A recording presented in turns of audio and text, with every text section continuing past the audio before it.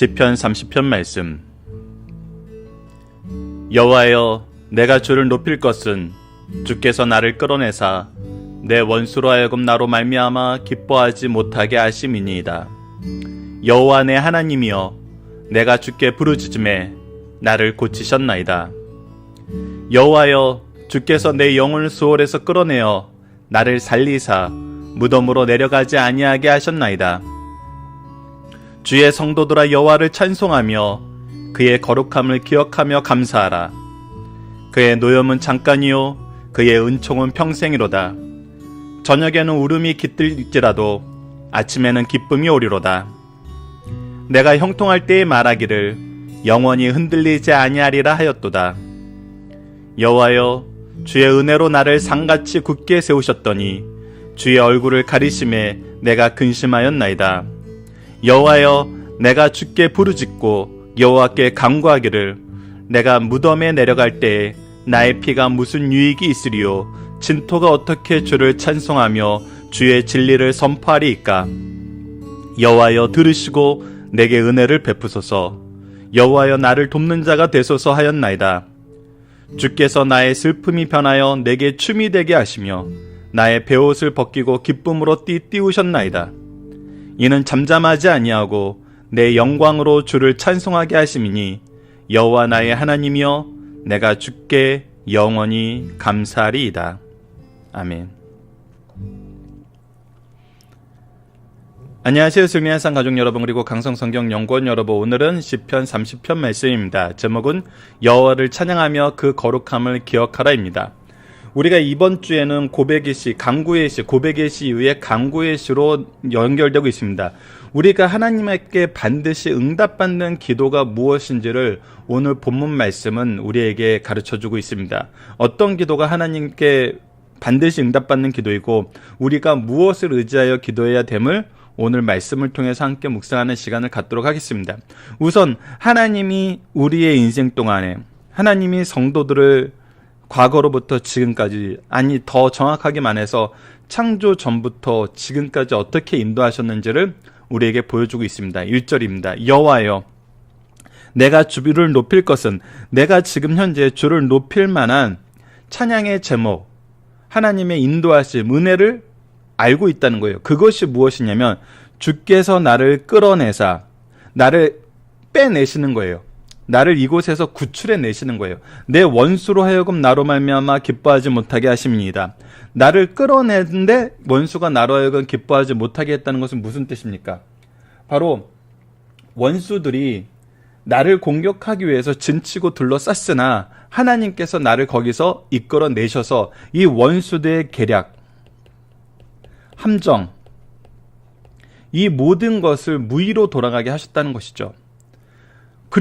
그래서 하나님께서 나를 끌어내시는 하나님이어서 2절에서는 여호와여, 내 하나님이여, 내가 주께 부르짖음에 나를 고치셨나이다. 하나님은 나를 고치시는 분이에요. 힐러예요. 나를 고치셔서 나로 하여금 온전하게 되도록 인도하시고 세우시고 강건하게 하시는 분이에요. 세 번째는 여호와여, 내가 주께서 내 영혼을 소홀에서 끌어내서 나를 살리사 무덤으로 내려가지 아니하게 하셨나이다. 지금 우리가 인생을 통해서 경험하는 것은 무엇이냐면 내가 위기 가운데 하나님께서 나를 구원하시고 고치시고 살리셨다는 거예요. 우리가 지금까지 하나님의 역사하심에 대해서 얘기를 하면서 단순히 우리를 어디서 이끌어냈다는 것만으로 놔두시면은 우리는 또 어떻게 되냐면 다시 무너질 수밖에 없어요. 다시 연약해질 수밖에 없어요. 근데 하나님은 어떤 한 가지 사건으로 우리에게 끝내는 것이 아니라 우리를 항상 어떻게 하세요? 함께 하시면서 우리를 돌보세요. 그래서 주는 나를 기르시는 목자요라는 얘기가 정말 정확하게 만든 거거든요. 하나님께서 나를 기르세요. 절대로 어떤 한 가지 사건을 통해서 나에게 강한 임팩트를 주고 다시 그분의 자리로 돌아가서 나와 관계없는, 아니면 멀리서 지켜보기만 하는 그런 삶을 살리시는 것이 아니라 나를 구원하시고 고치시고 살리시는 이 역사를 우리에게 보여주세요. 그래서 하나님은 항상 나와 함께 하세요. 하나님이 나와 함께 하신다. 이것이 성도들이 경험하는 것이거든요. 이런 경험이 있는 사람들이 하나님을 향하여 정말 바른 찬양과 하나님을 중심으로 사는 삶을 살게 되는 거예요. 우리가 이젠 다시 한번 돌아봐야 돼요.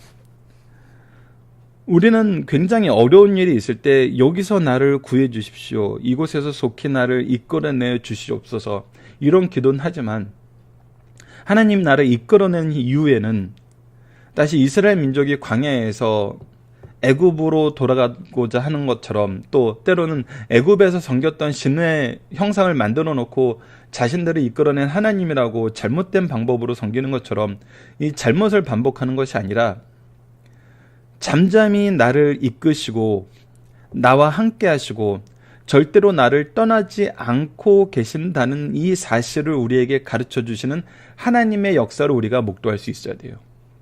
목도할 수 있어야 된다는 것은 우리가 깊이 찾고 깊이 묵상하고 이런 것도 있지만 너무나 자연스럽게 보인다는 거예요. 나를 이끌어내신 하나님께서 나를 고치시고 나를 고치신 하나님은 나를 영원한 삶으로 이끌어내시는 영원히 우리와 함께 하시는 이 모습을 보게 된다는 것입니다. 상상을 해보세요. 이것이 우리의 삶에 얼마나 깊은 확신과 안심과 평안을 주는지. 자, 두 번째 단락으로 넘어가 보도록 하겠습니다. 4절에서 7절입니다. 주의 성도들아 여호와를 찬송하며. 자, 이런 삶을 사는 사람들에게 당연히 오는 것은 찬양이에요. 나를 구원하신 하나님을 찬양, 나를 고치시는 하나님을 찬양, 나를 살리시는 하나님을 찬양해요. 그리고 그의 거룩함을 기억하며 감사하라고 권면해요. 자, 여기에 우리가 정말 중요한 포인트가 있는 것입니다. 자, 우리가 하나님의 거룩하심이라는 것은 도대체 무엇을 얘기하는 걸까? 우리가 막연하게 하나님을 찬양하는 것이 아니거든요. 하나님께서 나를 끌어내시고 고치시고 살리시는 이 모습이 하나님의 거룩함을 드러내요. 그리고 그 거룩함 속에서 우리로 하여금 감사의 제목을 갖게 하세요. 결국은 하나님을 나로 하여금 어떤 삶을 살게 하는 거예요? 구별된 삶을 살게 하시는 거거든요. 하나님의 백성으로서의 구별된 삶. 원수들이 나를 공격했던 이유가 뭐예요? 저들이 나를 대적하는 이유가 뭐예요? 그들과 같지 않음이거든요. 그들이 원하는 모습을 갖지 않은 거예요. 그들과 함께 죄악에 동참하지 않는 거예요. 그들과 함께 자신들의 믿음에 동참하여서 악을 행하는 일에 열심이지 않은 거거든요. 그 이유가 뭐냐면 하나님이었어요. 우리는 하나님의 백성이기 때문에, 하나님의 말씀을 따르는 사람이기 때문에. 그래서 세상은 끊임없이 도전을 해요. 무엇으로 도전을 해요? 자기가 하나님보다 더 강함을. 우리가 옛날 드라마나 영화에서도 자주 나왔던 표현이 뭐예요? 법보다 주먹이 가깝다. 법의 도움을 받으려기보다는 내 주먹에서 벗어나는 방법은 법으로는 안 된다는 거예요. 법은 멀리 있고 내 주먹은 가깝다는 거예요. 세상 사람들이 항상 우리에게 증명하고 싶은 것은 하나님은 멀리 있고 자신들은 바로 옆에 있다는 거예요. 이것은 일반적인 종교 사상에서 나타나는 거예요. 우리가 믿는 신을 찾아가는 것이지 신이 우리를 찾아온 적을 그들은 경험한 적이 거의 없거든요. 그래서 하나님도 그들의 생각으로 판단하고 평가하죠. 하지만 우리를 통해서 항상 나타나는 건 뭐예요? 하나님은 우리와 함께 하신다는 거예요. 그래서 이것을 통해서 우리로 하여금 구별된 삶, 특히 무엇에서 구별된 삶, 죄에서 구별된 삶으로 나아가게 하신다는 거예요. 그것이 하나님의 거룩함이에요. 즉, 이 하나님의 거룩함이란 것은 하나님은 죄가 있을 수 없어요. 하나님은 죄를 창조하신 분이 아니에요. 하나님의 기준을 반하는 모든 것이 죄인 것이죠. 그래서 근데 더 놀라운 것은 하나님의 거룩함을 보라고 했을 때 하나님은 새하얀 분으로 죄가 없으신 분으로 어떤 상징적인 부분으로 하늘에 빛나는 부분으로 그냥 그렇게 계시는 분인 것을 보는 것이 아니라 그 거룩함을 어떻게 하고 싶어 하시는 분이라는 거예요? 우리에게 주고 싶어 하시는 분이라는 거예요. 우리로 이 거룩함에 동참하게 하시기를 기뻐하시는 분이라는 거예요. 즉 하나님의 거룩함은 필연적으로 반드시 무엇으로 연결되냐면 우리를 이 거룩함으로 인도하는 곳으로 항상 역사하신다는 거예요. 그래서 거룩해질 수 없는 우리가, 죄인일 수밖에 없는 우리가 누구를 힘입어? 여호와를 힘입어 거룩함에 동참하게 된다는 거예요. 우리를 거룩함에 동참할 수 있도록 끌어내시고 고치시고 살리신다는 거예요.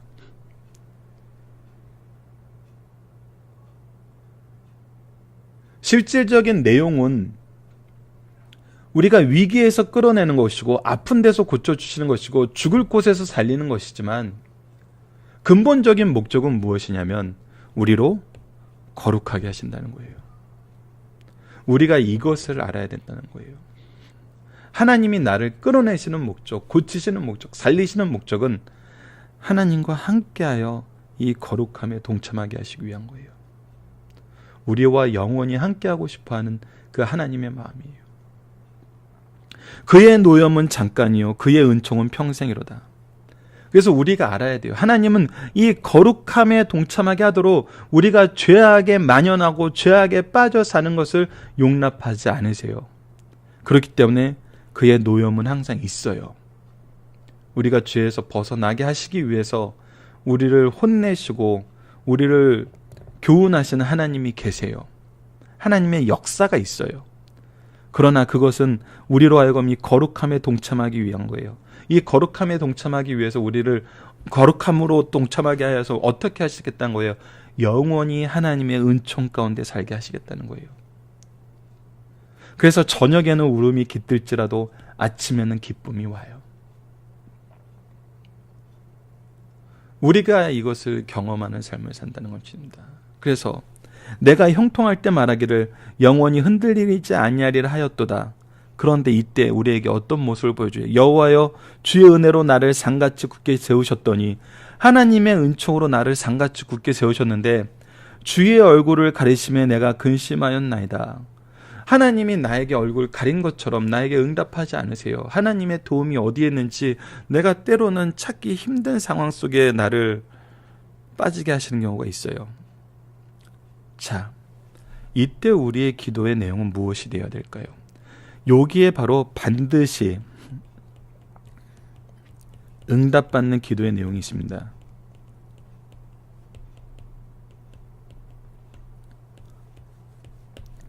우리가 위기에 처했을 때 뭐라고 기도해야 될까요? 우리가 하나님의 구원이 보이지 않을 때 어떻게 기도해야 될까요? 하나님은 우리를 끌어내시고 고치시고 살리신 이유는 이 거룩함에 동참하게 하는 거고, 거룩함에 동참함으로 우리가 하나님의 은혜 속에서 하나님의 백성으로서의 삶을 살게 되는 거예요. 구별된 삶을 사는 거예요. 그렇다면 우리의 기도의 내용이 무엇이 되어야 될까요? 나를 왜 끌어내소서, 나를 왜 고치소서, 나를 왜 살려주소서라고 기도해야 되는 것이 정말 옳은 기도일까요? 자, 8절부터 보도록 하겠습니다. 여호와여, 내가 주께 부르짖고 여호와께 간구하기를, 예, 내가 기도합니다. 내가 부르짖습니다. 내가 무덤에 내려갈 때 나의 피가 무슨 유익이 있으리요? 진토가 어떻게 주를 찬송하며 주의 진리를 선포하리까? 주여, 내가 죽게 된다면, 내가 이 상태에서 끝난다면 더 이상 어떻게 주를 찬송하며 주의 진리를 선포할 수 있겠습니까? 예. 반드시 응답받는 기도의 내용은 나로 하여금 무엇하는 사람이 되게 해주세요? 주를 찬양하며 주의 진리를 선포하는 자가 되게 하여 주시옵소서. 여러분, 이 말씀은 우리 인생의 놀라움을, 우리 선조들의 삶에 놀라움을 부여했습니다.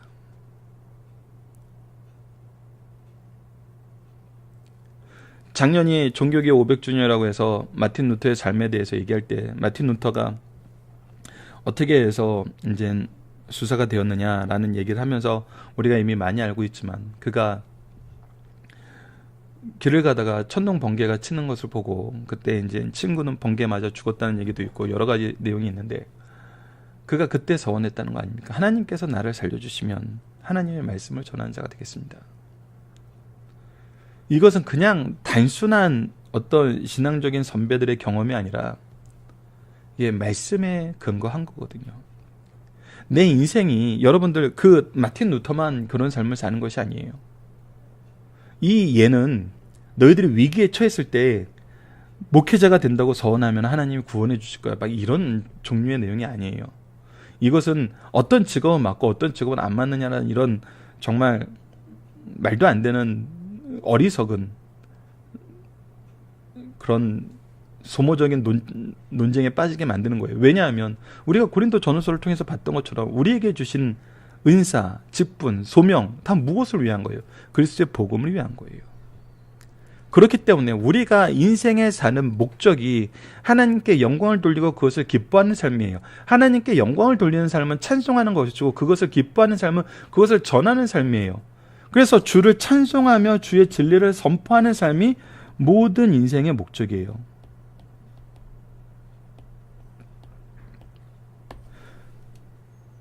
그래서 이 기도는 반드시 성취가 돼요. 이 기도가 왜 놀라운 기도가 되냐면 때로는 내가 무덤에 내려가는 그 상황이 스데반처럼 순교해야 되는 그 상황이 어떤 상황일 때는 우리 선조들이 받아들였다는 거예요. 어떤 상황일 때는 하나님께서 그로 하여금 죽게 내버려 뒀다는 거예요. 주의 찬송, 주의 영광이 드러나며 주의 말씀이 선포되는 자리라면 하나님께서는 때로는 이것을 그 때라고 우리가 순교해야 될 때라고 얘기하셨다는 거예요.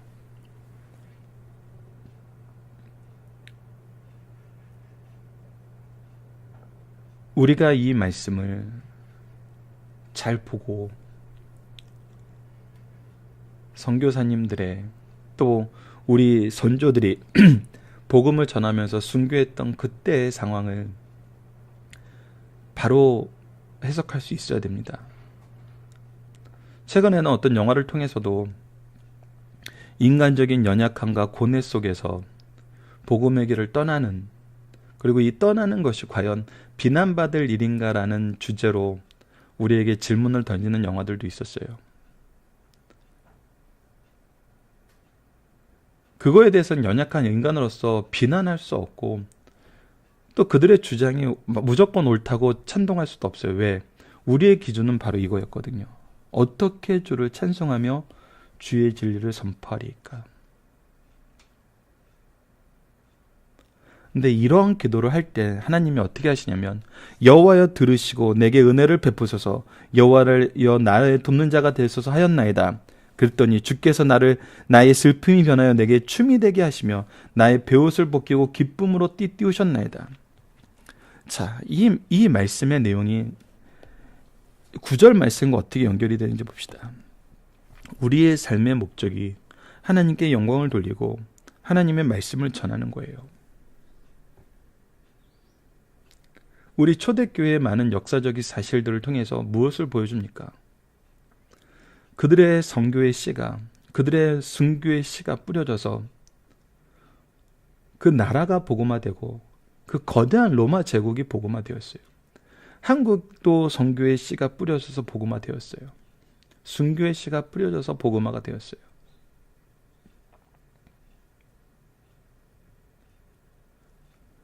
그렇기 때문에 나의 죽음이, 나의 순교가 때로는 나의 찬양이 되고 나의 기쁨이 되게 만든다는 것을 우리가 알잖아요. 결국 우리는 항상 무엇을 바라보며 사냐면 복음이 전파되는가를 바라보며 산다는 거예요. 그래서 나를 보는 사람뿐만 아니라 내 주위에 있는 모든 사람들이 어떤 삶을 살게 돼요.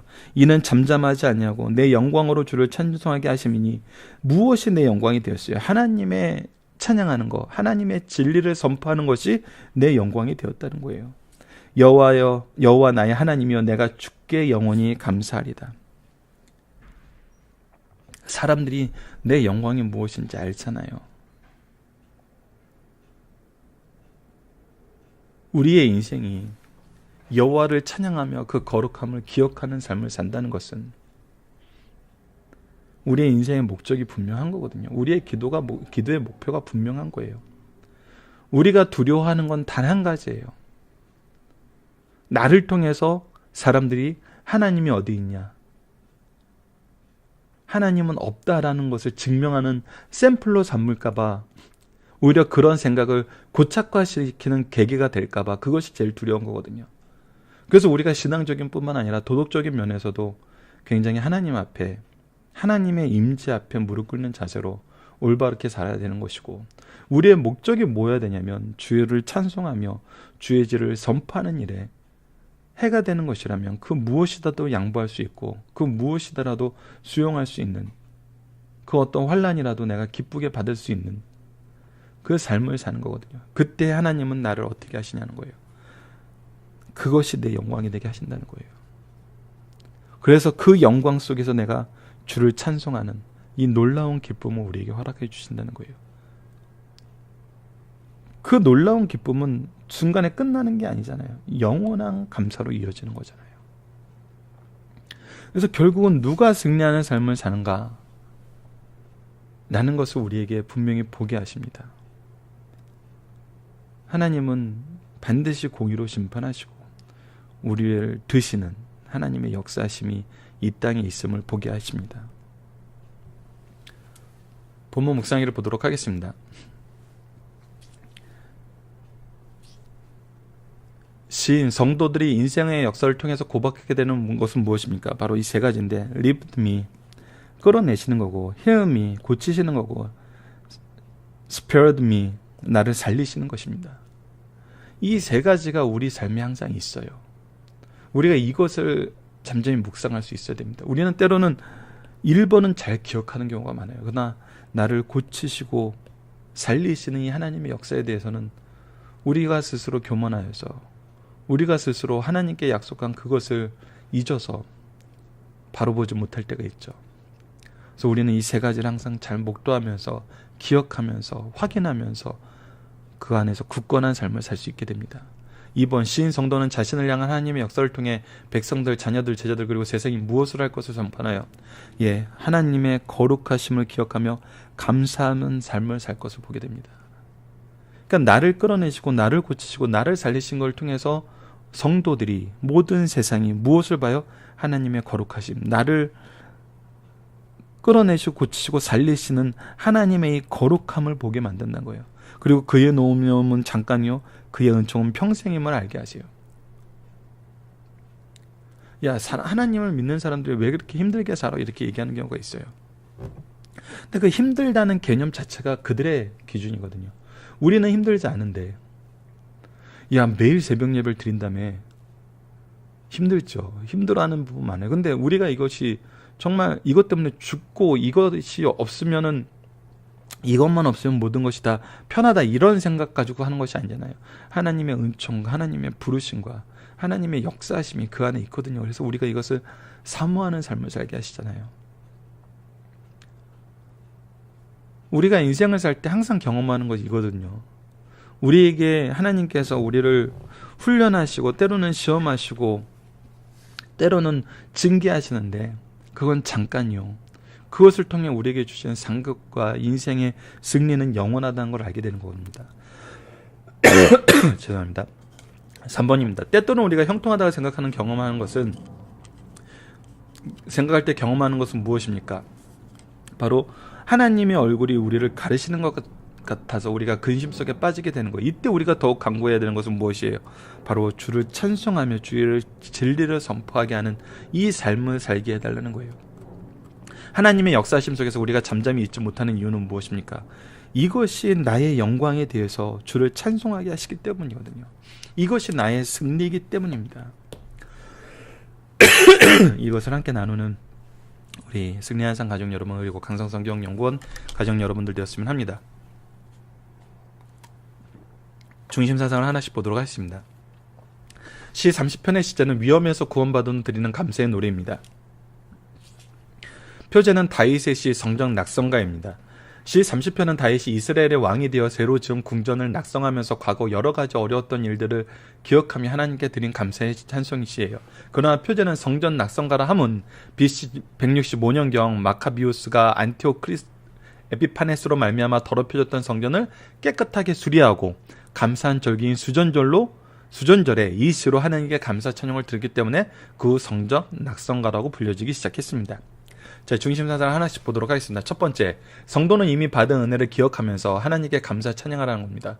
구원받은 성도는 하나님께서 주신 은총부터 시작하여 그가 받은 은혜를 생각하면 헤아릴 수 없이 많음을 고백하게 됩니다. 하나님 나를 드시고 끌어내시고 고치시고 구원하셨어요. 이것이 항상 내 삶 속에 있었어요. 하나님은 항상 우리와 함께 하셨어요.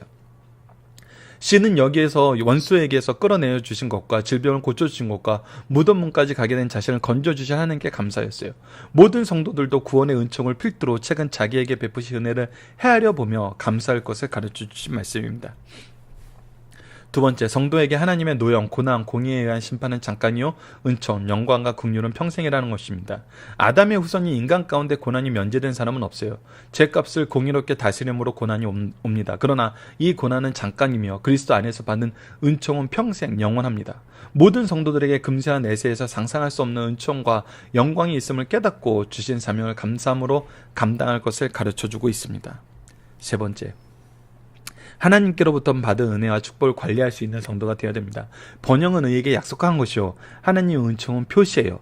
그러나 교만하여 주신 것을 잘 관리하지 않으면 이 부분을 우리가 항상 깨어서 살펴봐야 됩니다. 징계를 받게 된답니다. 징계 때 깨닫고 회개하면 징계가 단축되나 회개하지 않으면 망하게 됩니다.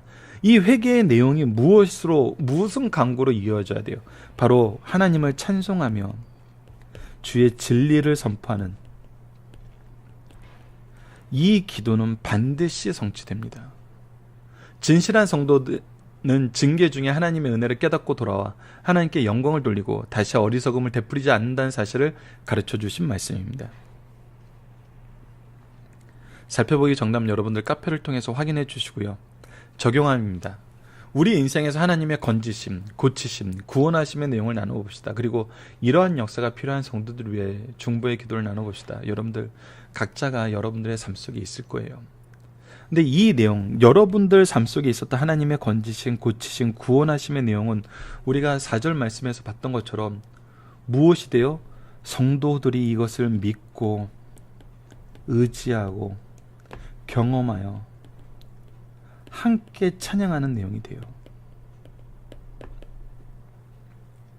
하나님이 우리를 건지셔, 하나님이 우리를 고치셔, 하나님이 우리를 구원하셔. 이것은 말씀에서, 우리 시편 30편 말씀에서 다윗을 통해서 선언하시고 다윗을 통해서 경험하게 하신 것이고, 우리 선조들의 삶 속에서 경험하고 찬양하게 하신 내용이고, 그리고 나를 통해서도 이것을 이루셨고 너를 통해서도 이를 이루시죠. 이것이 가르치고 계승돼야 되는 내용입니다. 그래서 이런 역사를 필요로 하고 이런 역사를 통해서 하나님을 찬양하며 주의 진리를 선포하길 원하는 자들을 위해서 우리가 먼저 중보 기도를 하고 그들을 말씀으로 또 우리의 삶으로 사랑의 수고로 섬김으로 나아가는 우리 승리하는 삶 가족 여러분들, 그리고 강성성경연구원 여러분 되었으면 합니다. 우리는 가정과 교회에서 하나님이 누구시라고 가르치시며 이것을 삶 속에서 어떻게 증명하고 있습니까? 하나님은 거룩하신 하나님입니다. 이 거룩하신 하나님이란 것은 무엇을 뜻합니까?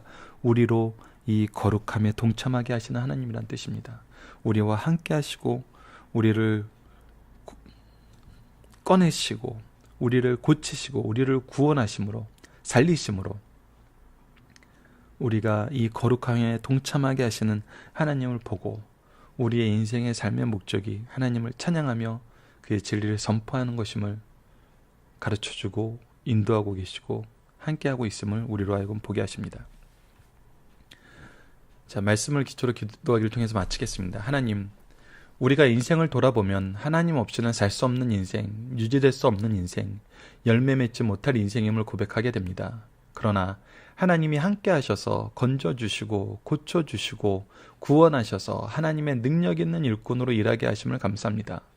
우리가 이 축복의 은총을 기억하면서 심판 가운데서 속히 회개하여 주의 은총을 의지하게 하여 주시고 받은 은혜와 축복을 잘 관리하고 전하는 성도가 되게 하여 주소서. 예수님 이름으로 기도드립니다. 아멘.